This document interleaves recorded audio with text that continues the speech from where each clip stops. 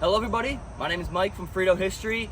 Today we're in the beautiful city of Lafayette, Louisiana, standing at the Vermilion Bayou.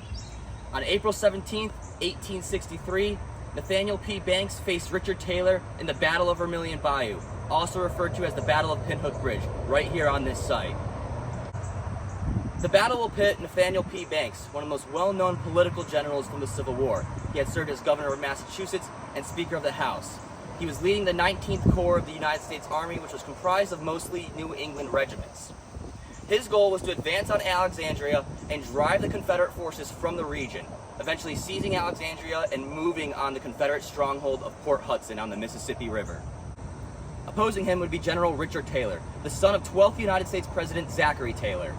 He was leading the Army of West Louisiana, which is comprised of General Alfred Mouton's Louisiana Infantry Brigade and General Henry Sibley's Texas Brigade of Cavalry. Their goal was to slow down Banks as much as he could. On a personal note, this battle is a big interest for me because my third great grandfather, Auguste LeBlanc of Company D, 18th Louisiana Infantry, would have fought here at the Battle of Vermilion Bayou. Some of the Union troops in the 19th Corps opposing him would have been Connecticut soldiers who were from my hometown of Wethersfield, Connecticut. That will include the 12th and the 13th Connecticut Infantries, raised in the counties of Hartford and New Haven. Here are some photos of some of their monuments in the Winchester National Cemetery up in the Shenandoah Valley of Virginia. Following the Union victories at Fort Bislin and Irish Bend, General Taylor is going to withdraw from the region. He will cross the Vermilion Bayou right here where the Pinhook Bridge once stood, on the same spot that the modern Pinhook Bridge stands today.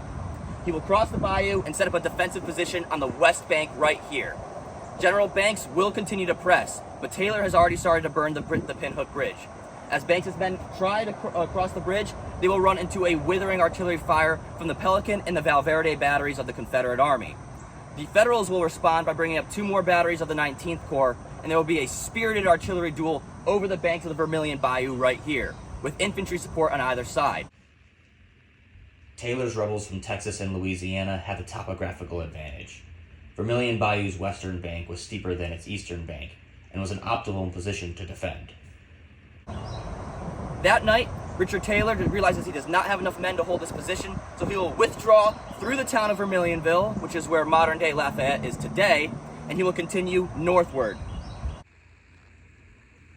The battlefield is mostly developed over today.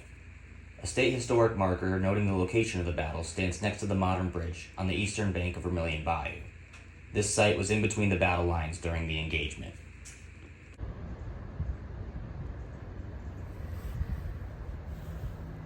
Within the St. John Cemetery in Lafayette is the grave of General Alfred Mouton.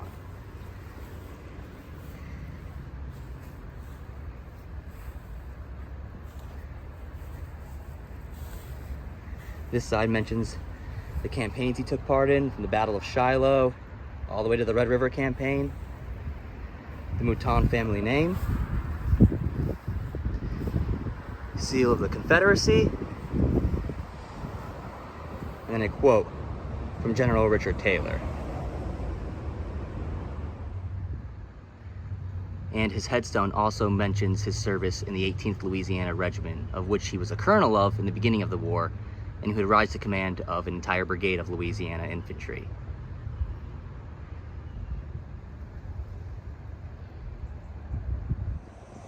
The Battle of Vermilion Bayou could easily be considered a success or a failure for both the Union and Confederate armies here. The Union is ultimately successful in the Bayou Teche campaign. They drive Taylor from the region, but Taylor is successful because of his stand here at Vermilion Bayou. He is able to withdraw through the town of Vermilionville, reconsolidate his forces, and eventually launch another offensive on the Bayou Teche, capturing the region. He will threaten the city of New Orleans, but at this point, Vicksburg and Port Hudson had already fallen. He realizes he's not going to be able to take New Orleans, and he withdraws from the region himself. Thank you everybody for watching this video of Frito History. I know it was a quick one, but I hope you guys enjoyed it here today.